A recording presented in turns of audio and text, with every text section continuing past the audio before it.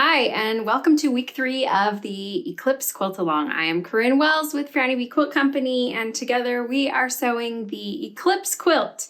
And I am excited to be here with you today. So, a few things that you're going to need to get started for this week for the Eclipse Quilt Along. First of all, you're going to need your sewing machine. So, make sure that your sewing machine has a full spool of thread, a fresh needle, and I even recommend an extra bobbin nice and full because we're going to be doing a bit of sewing, and it's always nice to make sure that we have that ready to go just in case. I also recommend, if you have a 1/4 inch piecing foot, this will just help you get really accurate 1/4 inch seams for your piecing. I'm just going to pull this piece off. I just have a piece of washi tape here straight out from my needle because I'm going to be showing you as we're piecing. We can either choose to mark on the back of that piece that we're piecing a straight line, or we can just line it up here with this mark. So if you want to go ahead and mark on your sewing machine straight out from your needle, then that will set you up for success. Next, we will need a pressing mat or an ironing board and an iron nearby, and then also a cutting mat and a rotary cutter. You can align the stitch line with this blue line here, and then you can cut on the outside of the line. That way you know that you have a 1/4 inch. The fabric that you'll need for today is each of your block kits. So we cut these last week. We have our accent pieces, which are the sun rays that are coming out from behind the moon. And then our focal prints, which are the moon itself, that center part of the moon. And then I have them clipped together, and I have all 4 of them. So I have block A, block B, block C, and block D. Now, I want to also have my background fabric, our 5.5 inch squares. So just those bigger squares. I am going to put 5 of each of these in with each kit. I love doing this just because it helps me stay super organized. In case I ever need to start and stop my project, I don't have to wonder about which piece is what.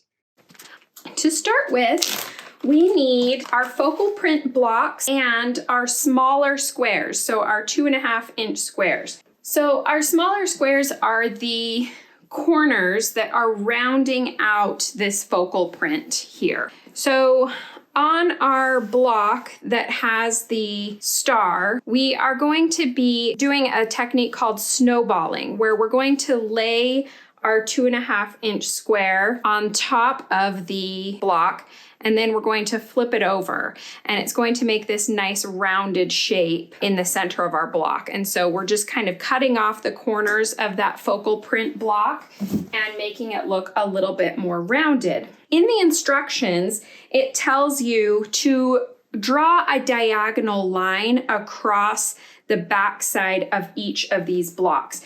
I, however, do not like to do it that way, mostly because I'm an impatient quilter. We marked it that way so that you could have the choice to do that, but the way that I prefer to do it, we're going to imagine that there's a line there, but instead of actually marking it, I'm going to place this on my sewing machine. For this first step, just using your regular foot. I like to have one that's a little bit open in the front. We're going to have our needle down to begin with, and you're going to align the first point that's going through the sewing machine with the needle, and the back point you're going to align with that washi tape on your sewing machine. And that will help you to stay exactly on that line without needing to mark every single piece.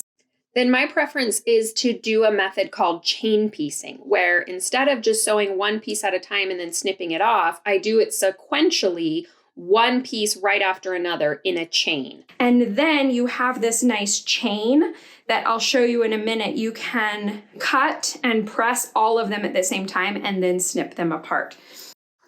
Then just go ahead and work on your chain. Just take extra care to keep it lined up with that washi tape if you didn't mark the backs of each of your small squares, so that you can keep that line precise from each square to each square until you have your final chain. Okay, now you can see that you have this chain of all 5 of your squares pieced together one after another. And all we need to do now is just line these up and then trim these with a 1/4 inch seam allowance on our cutting mat. This is where a 1/4 inch ruler may come in handy. We have a guide here that shows us where there is a 1/4 inch, and we can line this up so the back part of our blue line here, and you can align the stitch line with this blue line here, and then you can cut on the outside of the line. That way you know that you have a 1/4 inch. It is really handy to have a small iron right next to your sewing machine, and then you don't have to be running around back and forth to do this over and over. One last trick that I wanted to tell you about is to use a tailor's clapper. This one is by Riley Blake, and you can set this right on your stitched seam lines after you press them. It just helps your seams get nice and flat by letting the clapper absorb the heat while holding with just a small amount of weight on that seam. It helps your seams get nice and flat. Grab a pair of snippers. I love these little snips by Havells. I have had these for so long. They're so fun to have because I can keep them right by my sewing machine and they can snip through my threads, but they're also a great seam ripper. So if I do make a mistake and need to unstitch something, I can use the same thing for that. So this is a favorite notion of mine to have in the sewing room. Okay, so now I have done corner number 1. Now I will note, you may have directional prints here for your focal print. You don't need to worry about that yet. As you're snowballing all of these corners on, they're going to be exactly the same. So we can go ahead and put all the corners on and create the entire star block. And then when it's time to assemble the sashing units and the quilt top, that's when we're going to be worrying about making sure that they're in the right direction.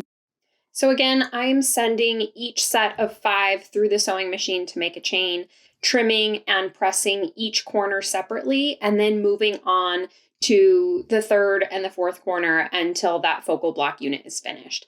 Then when the focal block units are all snowballed on all 4 corners, you can go ahead and set them aside and get started on the flying geese units.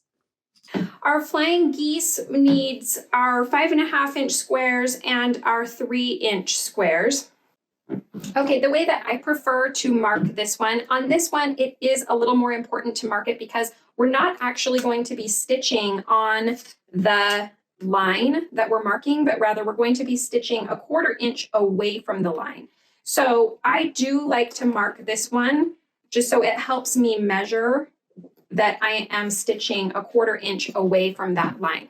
I'm going to use my 1/4 inch piecing foot. So the 1/4 inch piecing foot has this small little guide on the outside, and I'm actually going to be resting that guide on my marked line. And by resting the guide on the marked line, I know that my needle is going to be 1/4 inch away from the line, so that I'm stitching a stitch line on a 1/4 inch away on each side of the line. And then we're going to be cutting through that.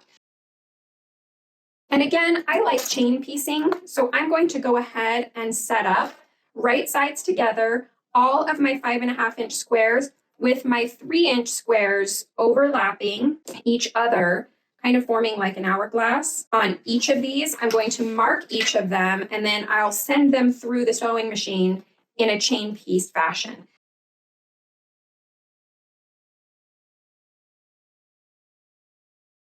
So place that marked line under the guide of your 1/4 inch piecing foot so that you're stitching 1/4 inch to the side of your marked pencil line. Then when you have a chain that you've sent all the way through the machine, flip it around and stitch down the other side of the marked line. So you'll have 2 stitched lines straddling the pencil line. And then you'll take it over to your cutting mat and you can line your ruler up with that pencil line, and you'll cut right on the marked pencil line, and that separates it into the 2 stitched flying geese.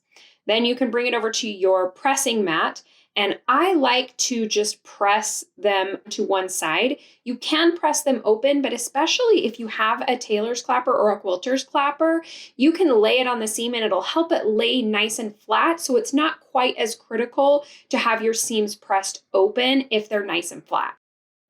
Now that we have these units ready to go, we are going to be taking our square and we're going to rest it on the remaining background corner. We're going to be doing the same type of marking right down that diagonal line. So we're going to be marking it and then sewing on both sides of it.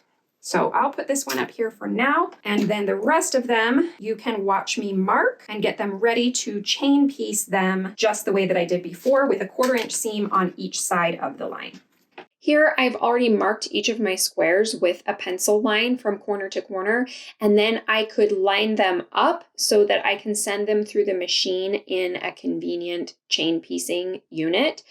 I am again stitching 1/4 inch away from my marked line, not directly on the marked line until all of my pieces are through, and then I flip it around and I can stitch down the other side of the marked pencil line. So I have 2 stitched lines 1/2 inch apart from each other. Then I line them up on my cutting mat and I can carefully trim down the pencil line until I have 2 long strips of my flying geese.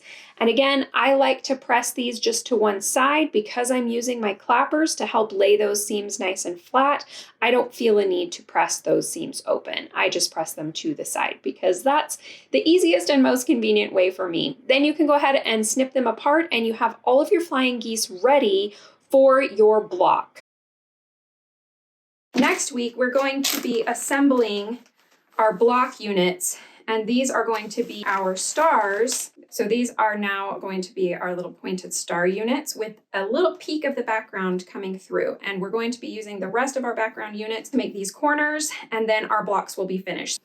Okay, so here we are at the end of week 3, and what we have is our 4 sets ready to turn into our blocks. So I have our moon that has been snowballed, this with our focal print and our accent prints, and then we have our accent prints in the bag that are turned into flying geese with that background fabric. And so all we'll need for next week is our background pieces and our 4 sets, block A, B, C, and D.